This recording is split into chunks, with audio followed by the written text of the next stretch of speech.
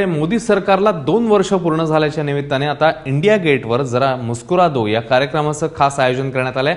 आज संध्याकाळी 5 वाजता हा कार्यक्रम होणार आहे। इंडिया गेटवर होणाऱ्या या कार्यक्रमात केंद्रीय कॅबिनेट मंत्री आपापल्या खात्यातील कामांची माहिती देतील, तसंच मोदी देखील या सभेला संबोधित करतील। बिग बी अमिताभ बच्चन हे या कार्यक्रमाचं सूत्रसंचालन करणार आहेत। मात्र पनामा घोटाळ्यात नाव आल्यामुळे मोदी सरकार आणि अमिताभ बच्चन हे विरोधकांच्या टीकेचे धनी बनले आहेत। ह्या कार्यक्रमाचं नेमकं स्वरूप कसं असेल आपण बघूया। संध्याकाळी 5 वाजता इंडिया गेटवर हा कार्यक्रम सुरू होईल। अमिताभ बच्चन या सोहळ्याचं सूत्रसंचालन करणार आहेत, त्यामुळे खास लक्ष आहे। रात्री 9:30 वाजता पंतप्रधान मोदी यांचं भाषण होईल। सरकारच्या योजनांचा प्रचार करण्याचा या कार्यक्रमामध्ये प्रयत्न करण्यात येणार आहे। ऑनलाईन स्पर्धेतनं खुद्द मोदींना भेटण्याची ही संधी देण्यात आली आहे आणि या कार्यक्रमामध्ये अनेक सेलिब्रिटी, मोठे मंत्री हे आहेत उपस्थित राहण्याची शक्यता आहे। पुन्हा एकदा जाऊया प्रशांत कदमकडे। आपले प्रतिनिधी प्रशांत आपल्यासोबत आहेत। प्रशांत, एक मोठा कार्यक्रम, भव्य दिव्य कार्यक्रम, एका अर्थी शक्ती प्रदर्शनच मोदी सरकारचं, मात्र त्यावेळी एक नवीन वाद अमिताभ बच्चन यांच्या रूपात।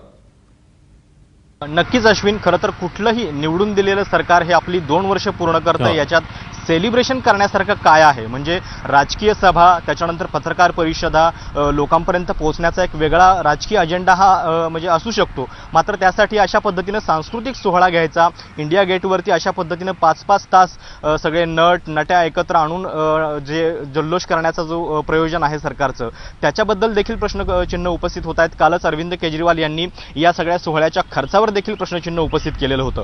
आज संध्याकाळी 5 वाजता या सोहळ्याला सुरुवात होणार आहे आणि तब्बल 5 तासांचा हा कार्यक्रम आहे। म्हणजे एखादा चित्रपट देखील आजकाल 3 तासांचा असतो, 3 तासाच्या आत तो उरकतो। मात्र सरकारचा हा जल्लोषाचा कार्यक्रम तब्बल 5 तास चालणार आहे, ज्याच्यामध्ये केंद्रीय कॅबिनेटमधले सगळे मंत्री, त्याच्यानंतर काही पॉलिटिकल एक्सपर्ट्स या ठिकाणी हजर असणार आहेत।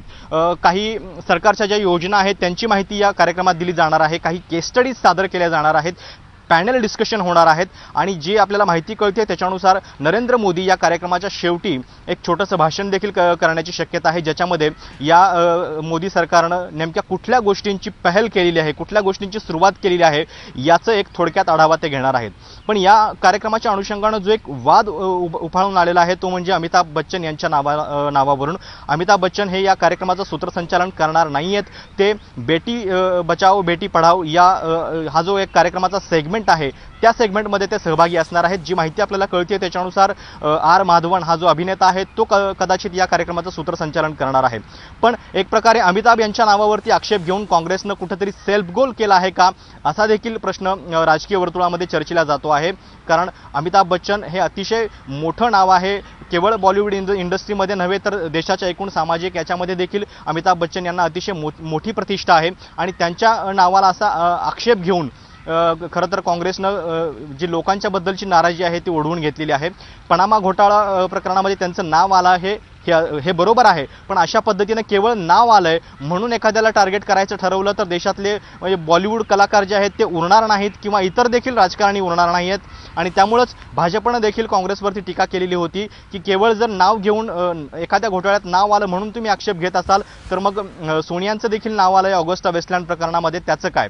त्यामुळे एक प्रकारे अमिताभ बच्चन यांच्या नावाभोवतीचं हे वादळ जे आहे ते या कार्यक्रमाच्या निमित्तानं आपल्याला पाहायला मिळतंय। आणि गांधी आणि अमिताभ बच्चन यांचे जे संबंध होते 80-90च्या दशकामध्ये आणि त्यानंतर ते कशा पद्धतीनं बदलत गेले, तर ते पाहता या दोघांच्या वैयक्तिक लढाईला आता पक्षानं आपल्या अंगावरती ओढवून घेतलंय की काय, असं चित्र देखील पाहायला मिळतंय।